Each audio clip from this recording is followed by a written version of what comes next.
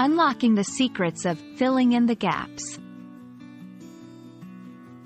Hello, everyone. Welcome to our English language learning series.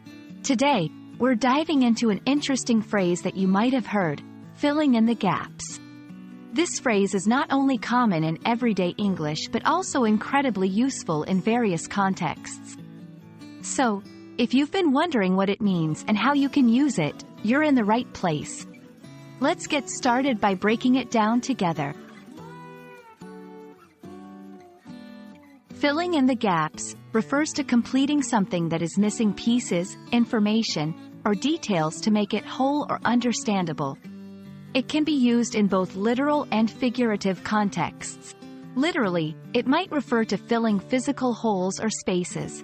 Figuratively, it's often used to talk about adding information that is missing from a story, research, or knowledge about a particular subject.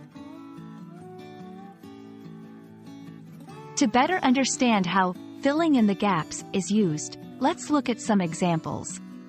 1. In education, teachers might use various activities to help students fill in the gaps in their understanding of a subject.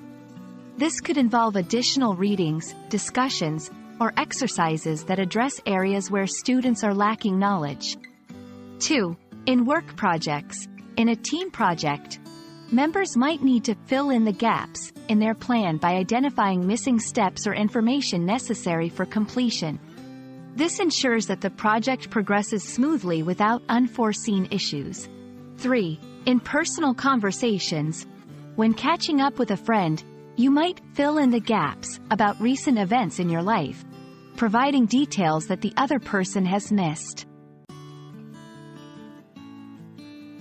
Now that you know what filling in the gaps means and have seen some examples, let's talk about how you can use this phrase. 1. Identify the gaps. The first step is recognizing where there are missing pieces of information or knowledge. This awareness is crucial whether you're learning something new, working on a project, or sharing stories with friends. 2. Seek information. Once you've identified the gaps, look for reliable sources of information or ask questions to gather the necessary details to fill those gaps. 3. Apply the new knowledge. Finally, use the information you've gathered to complete the task at hand, whether it's understanding a complex topic, finishing a project, or telling a coherent story. That wraps up our exploration of the phrase, filling in the gaps.